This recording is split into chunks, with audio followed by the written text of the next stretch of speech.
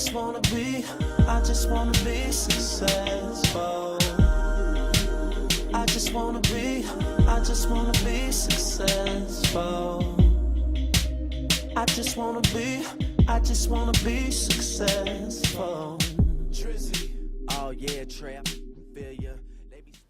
Hello everyone, I figured it was about time that I did another video, and today I want to share a little bit about what I've learned teaching English this year, and in particular I want to talk about 3 lessons that went really well and 1 lesson that didn't go so well, and I'll talk a little bit about why I think they did or didn't succeed. So the first lesson, which was a pretty big success, was a lesson on cooking.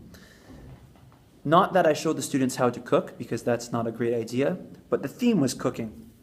So to start things off, the students rushed to get a bunch of paper ingredients, such as these.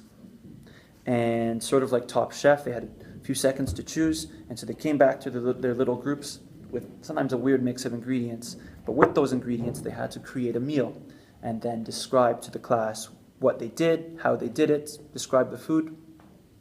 And it worked because they were very engaged. They liked the creativity involved, and perhaps also because they're French, they're very passionate about their food. So it went really well. A second lesson that went quite well was a lesson I will call Heaven and Hell.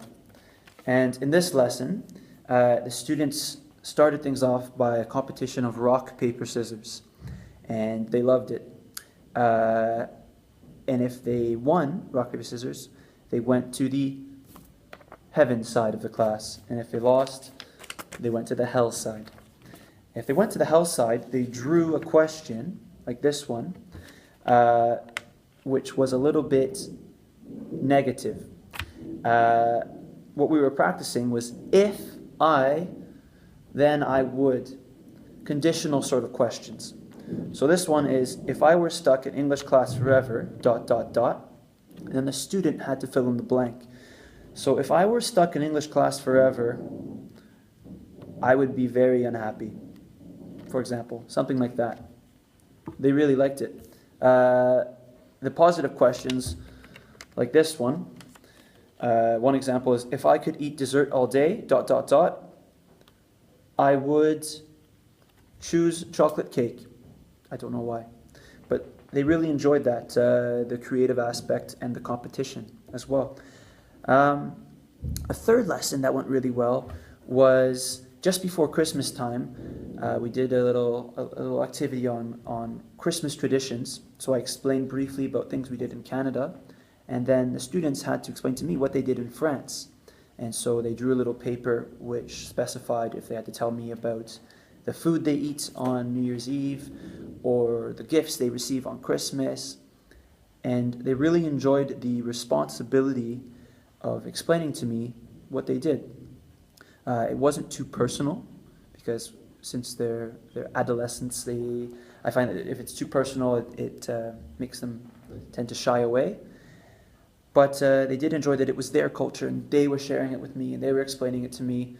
So at the beginning, I really didn't know a lot of these things that they did, and at the end, I sort of pretended not to understand and forced them to explain it to me.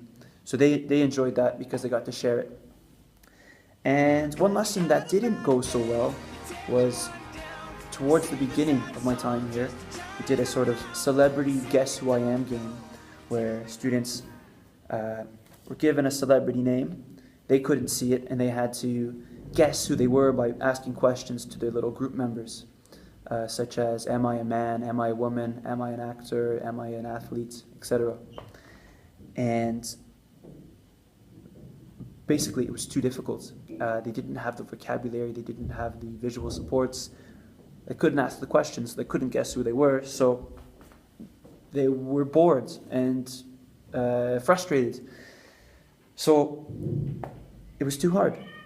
But it was good for me to do that, to see what didn't work and why it didn't work, and in the future give them more support so that they could have more success. There's the bell. I've got to go. I hope you enjoyed the video, and talk to you soon.